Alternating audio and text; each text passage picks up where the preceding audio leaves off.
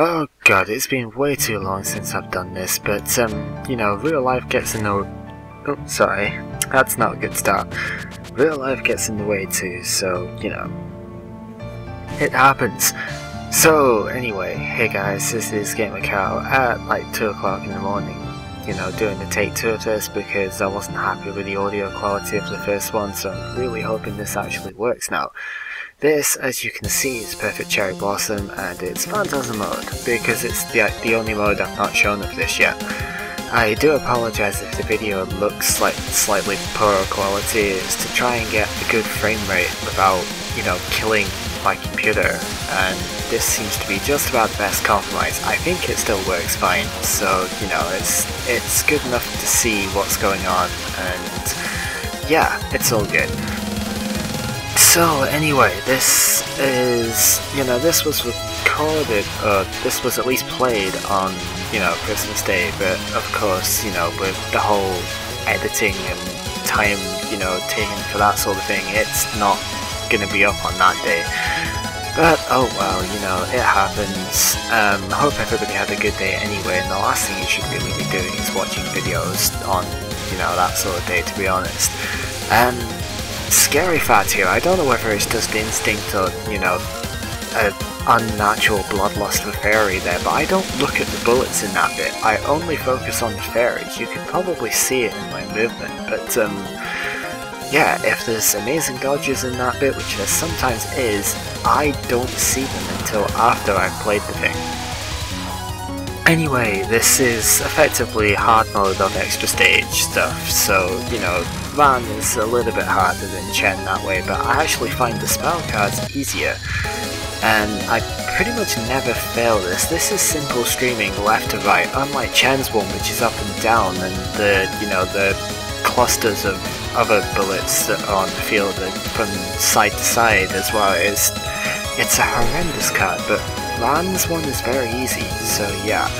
And then this is just simple cycling round, you know, you've got one dodge to do right down here, and then it's plain and simple. Just make sure you're above Ran when you finish that bit, you know. And yeah, really not difficult, doesn't take long at all, and it's just nice. Anyhow, depending on the cherry you've got at this point, you would get a border, you know, in different places, but because I've been conservative and I've gotten very little cherry in this bit, I actually managed to get the border later to auto-collect more items. I don't know what the hell I did there. I don't know why I moved to the left. I should have easily just moved to the right. It would have made that so much simpler, but whatever. Anyway, this is the one bit of the stage where I bomb, and I don't bomb because I can't do it. I bomb because I want to kill as many of them damn fairies as possible, because each of them gives you around about 10 items.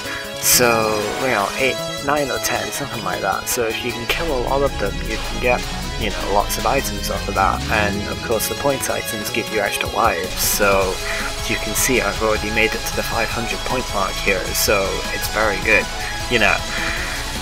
I think I missed 2 of those fairies, 1 or 2 of them in that bit at the very end, so, you know, the maximum number of points you can have I think is around about 10 or 20 more than that. Anyway, good old spawning bullets from the PC98 games that I never played. That last bit took me so long to work out, but it's so simple. It's ridiculously simple. Anyway, you wouldn't believe how tempting it is to just stop talking and let the song, you know, play forward. Because this is pretty much my favourite song in all of Toho, and it's my 2 favourite characters facing off here, you know, me playing as my favourite, which is Marissa, and then fighting Yukari. There's something just magical about this, and yeah.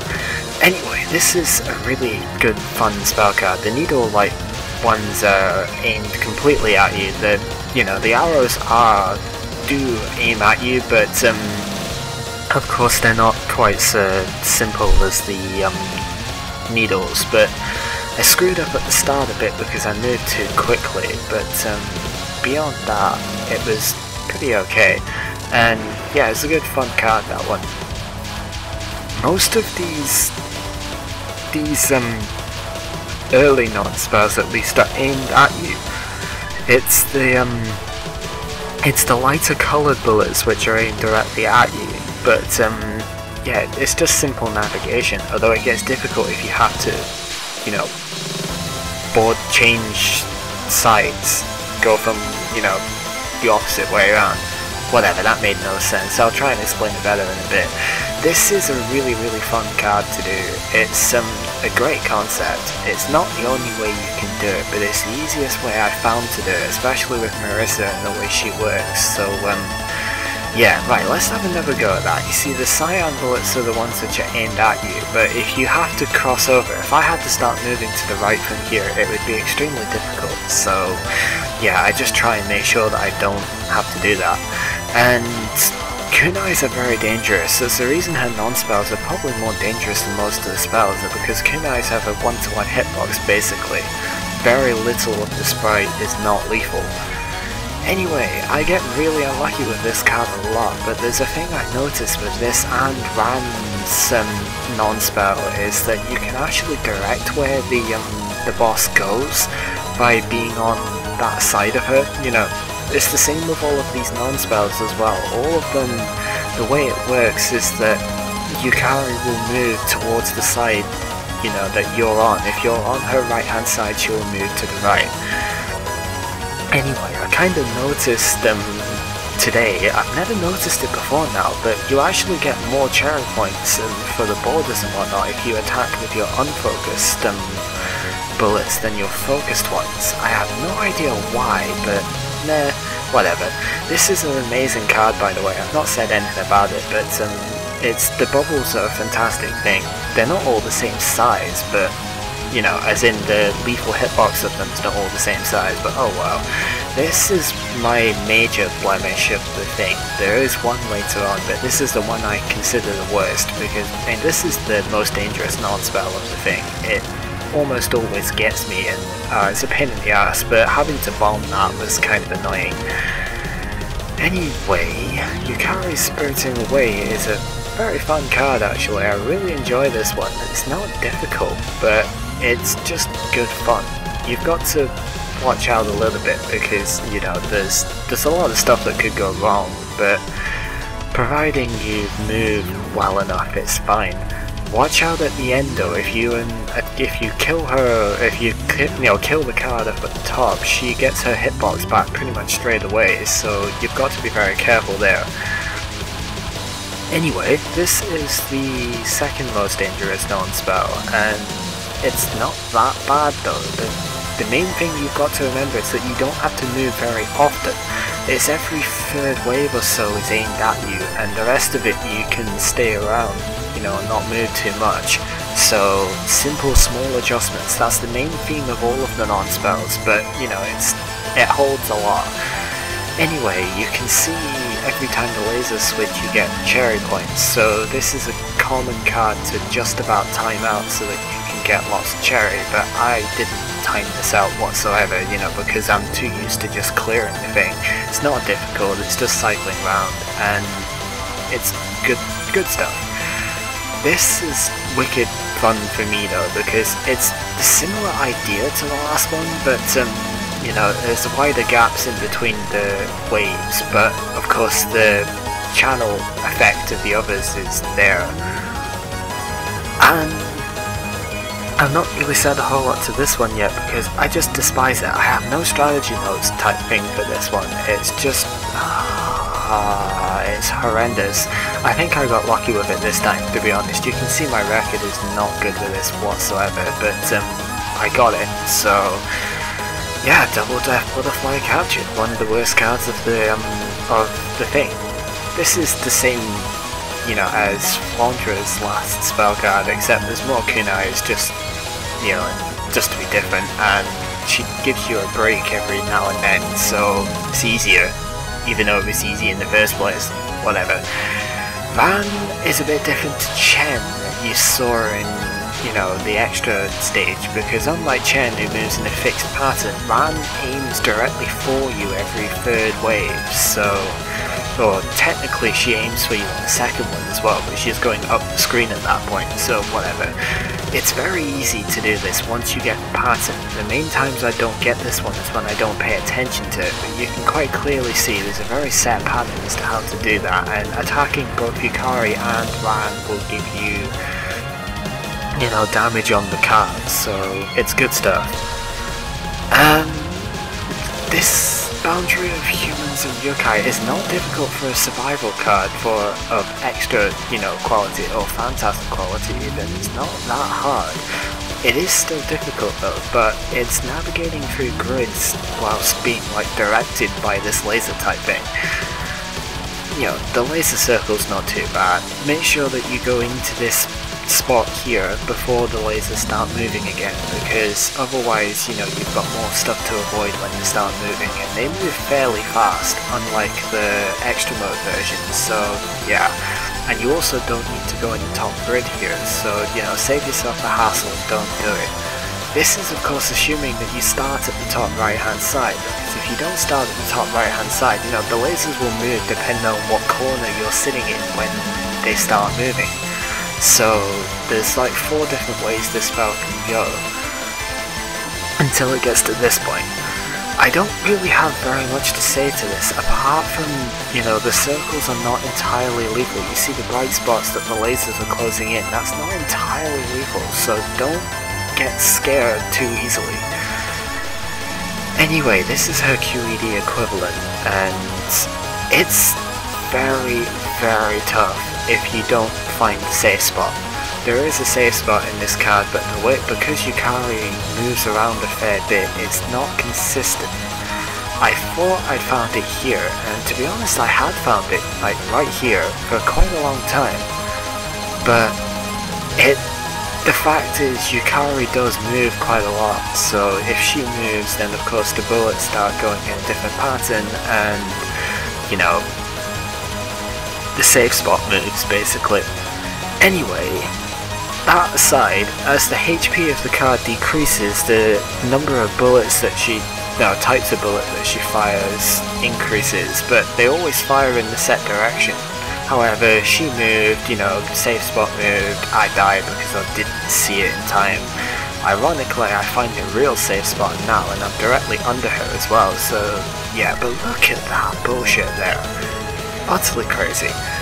Anyway, final spell card, and she actually waits for your border, or if you use one, your bomb to run out before she starts firing.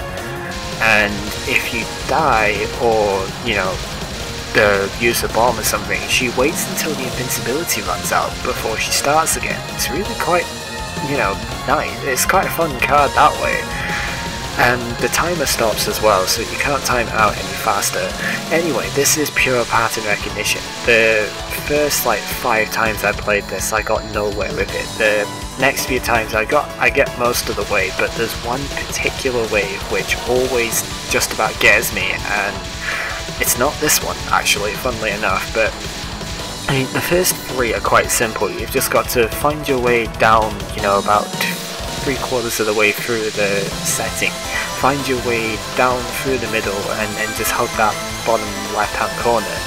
This one, however, you need to find the safe spot. I think you can probably just about do it without it, but if you don't have that safe spot right there, and with Marissa it has to be exact, then you're screwed. Anyway, final wave is a big like shitstorm type thing. I circled around to get lots of greys, because in survival cards of this game, the more greys you have, the more points you get for it. But, you know, they go into the middle as you saw, it's not difficult. So long as you pay like a grain of attention, it's fine, and yeah, didn't quite hit the 1 billion point mark, but I was pretty freaking impressed with that. And there we go.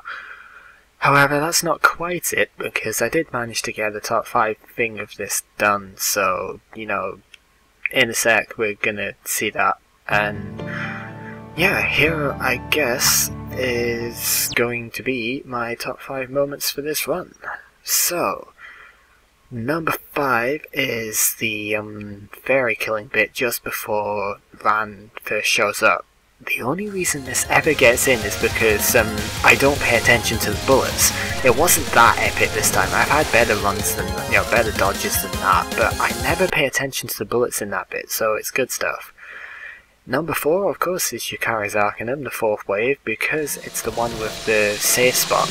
The safe spot is basically in the top right hand corner of her, actual sprite. It's right on her hat, and most of the time I don't move far enough to the right, but this time I got it, and it just looks so awesome. Number 3, Curse of Dreams and Reality. It's on the list because I screwed it up. That's the main reason it's here. It's the main reason half of my stuff is on these lists. But yeah, I moved too early, and the needle bullets really came for me much too quickly. And yeah, it forced me over to that right hand side, and I basically had to make 2 passes when I should only make 1. A pass being a switch from right to left or whatever. However, it still worked, and it was good fun. It was a good run for that one. Number 2 is when I went the wrong way at the fairy spawn, over this bit, you'll see it here. When I went to the left of the blue bullets instead of the right, I don't know what the hell I was thinking, and I was really scared that the fairy wasn't going to stop firing and I was going to die there, but apparently not. And then number 1, because it's so freaking difficult to do, Double Death Butterfly Clearer. I still don't know what to say to this. I'm convinced I got lucky on this one, but I'm not complaining whatsoever, and it was just fantastic. Absolutely love, the stage, love this whole thing, and, this was nice and on the cake type moment to get this. I was scared I wasn't going to clear it there because the next wave was coming down much faster than I hoped, but whatever. So, this has been gamercal, and yeah, thanks again for watching. See you guys.